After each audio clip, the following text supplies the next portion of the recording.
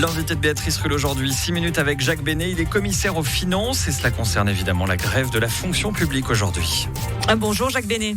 Bonjour Madame Rulle. Merci d'être sur Radio Lac ce matin. Une indexation pleine et entière à l'octroi de l'annuité, c'est ce que demande la fonction publique qui est en grève.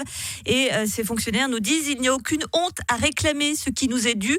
C'est assez logique. Ce qui est dû? Où est-ce que c'est marqué que c'est dû? C'est ce que nous disent les fonctionnaires dans leur statut. Vous contestez? Alors je conteste surtout le fait que aujourd'hui on voit bien qu'il y a ceux qui ont la sécurité de l'emploi qui font grève et puis il y a les autres comme nous quatre ici autour de la table qui n'avons pas la sécurité de l'emploi. On n'est quand même pas à faire s'il vous plaît. Pardon? On n'est quand même pas les plus à plaindre. Non, mais je ne pense pas que justement les fonctionnaires soient les plus à plaindre non plus. Mais effectivement, ils ont le droit de faire grève, ils ont le droit de demander de faire une petite liste de cadeaux de Noël avant l'heure, mais ça fait quand même un petit peu enfant gâté vu le statut de la fonction publique.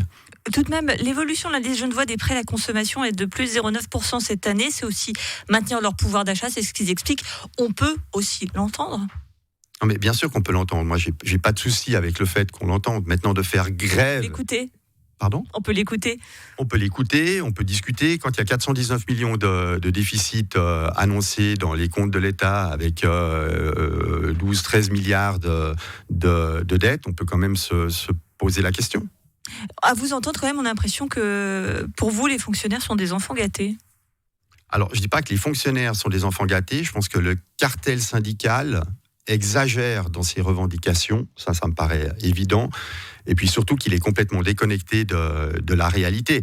Je peux vous donner peut-être un ou deux exemples. Alors que ce soit le cartel syndical ou le site, si vous allez sur le site internet du site, il y a quelques exemples chiffrés pour dénoncer justement le fait qu'il y a un réel problème de ressources et puis qu'il faudrait augmenter les impôts. Et ils citent notamment les salaires, ce que va coûter cette décision du Conseil d'État et le budget, en disant par exemple qu'un aide-soignant en soins aigus qui est en classe 9, avec un salaire de 6 323 francs par mois, on va lui donner une indexation de 85 francs par mois, mais cet aide-soignant, juste pour vous donner un exemple, puis je vous en donnerai un deuxième après, en fin de carrière, donc là c'est en classe en 8, annuité 8, quand il arrivera en classe 22, il sera à 7 354 francs de salaire mensuel. Mais et surtout, il va partir avec une retraite, y compris l'AVS, de 6 812 francs.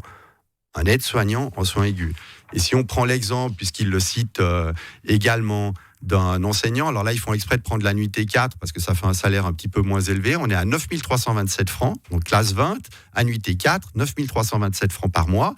Il terminera sa carrière en classe 22, 11 936 francs par mois, et il part avec une retraite de 9 561 francs par mois, y compris l'AVS. Mais ça, ce sont leurs statuts, j'ai envie de dire, bon, c'est comme ça, c'est comme ça. Oui, mais justement, le problème, en fait, c'est quand on a des conditions telles que celle-là, on peut peut-être juste admettre qu'on ne fait pas grève, on va discuter de tout ça. Nous, on n'est pas... Alors moi, en tant que député PLR, nous, le PLR, on n'est pas contre l'annuité, on n'a pas de problème avec ça. D'ailleurs, le fait de dire qu'on la supprime, c'est pas qu'on la supprime, c'est qu'on la décale. Parce que quelqu'un qui fait... Il y a 22 annuités possibles dans les classes salariales de l'État. Donc, ils vont la récupérer l'année prochaine. C'est une année de décalage.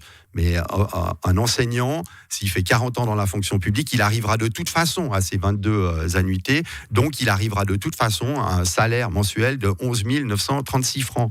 Donc, à un moment donné, on verra la mobilisation aujourd'hui, mais voilà, je tenais juste à dire ça parce que dans le flyer du site, je pense que ça vaut quand même la peine de démasquer des faits alternatifs qui sont faux. On prend toujours, nous on va prendre ce qui nous intéresse d'un côté, mais les syndicats ils prennent ce qui les intéresse de l'autre, et eux ils voient le manque à gagner par rapport au coût de la vie ou à l'annuité, mais il faut aussi voir quelles sont les conditions réelles d'engagement de la fonction publique. Alors qu'on sait qu'il y a quand même 2000 francs d'écart entre le salaire médian de la fonction publique et le salaire médian du public. Vous êtes incollable, on l'a compris, sur les rémunérations de tous les fonctionnaires de la fonction publique. Mais il y a tout de même des députés d'Ensemble à gauche qui ont déposé avant-hier au Grand Conseil un projet de loi pour garantir cette indexation des salaires de la fonction publique et du secteur subventionné sans dérogation possible du Conseil d'État. En cas de difficulté budgétaire, il devrait suspendre pour un an le bouclier fiscal qui protège les plus riches du canton, à savoir les 3000 millionnaires que compte Genève. Bien oui, pourquoi pas ne prendre aux riches pour donner aux moins riches. Oui, ça revient, c'est lancinant, Ensemble à gauche, ils adorent. C'est pas un côté très Robin des Bois. Non, mais en fait, le problème, c'est que, pour moi, ça a toujours été très très clair. Si les plus riches sont plus riches, ça ne voudra pas dire que les plus pauvres seront plus riches. Mais par contre, si les plus riches sont moins riches, ça voudra dire que les plus pauvres sont plus pauvres. Ça me paraît être évident. Entre 2003 et 2021, on a augmenté de 88% les rentrées fiscales, 88%, alors que la population n'a augmenté que de 19%. C'est une bonne nouvelle pour le canton, ça. Oui, c'est une bonne nouvelle, mais justement, faut pas exagérer. C'est juste inadmissible de faire 419 millions de déficit et puis de réclamer encore des avantages que dans le privé, il n'y aura certainement pas. Enfin, je ne sais pas si vous, autour de la table ici, vous savez quelle va être l'indexation de vos salaires. Et pourtant, vous êtes quand même là. Vous n'avez aucune idée de ce qui va se passer pour la fin de l'année, mais vous êtes quand même là et vous travaillez. Et vous avez passé un gentil message à mon patron. Je lui en parle juste après. Merci beaucoup, Jacques Béthenay, commissaire aux finances PLR. Et on a bien compris les faits alternatifs. On connaissait Donald Trump. Voici donc Jacques Béthenay pour le PLR à Geneva. Merci à vous d'avoir été. Et merci à tous ceux qui travaillent aujourd'hui. Oui, mais merci. Et puis, on va quand même rappeler que la grève est un droit constitutionnel et que les personnes qui font grève aujourd'hui sont aussi dans leurs droits. Merci à vous, Jacques Béthenay. Merci.